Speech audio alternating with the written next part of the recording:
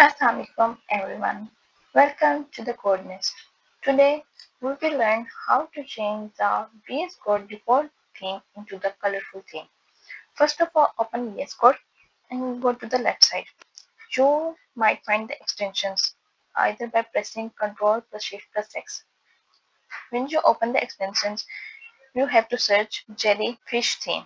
You have to select the first one and then click on the install button. It will take a few times to install. Once it is installed, it will automatically change the color theme of your VS Code. Now we will see how it looks like a colorful theme.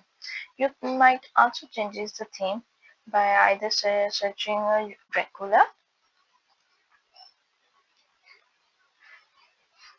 and there are many more themes.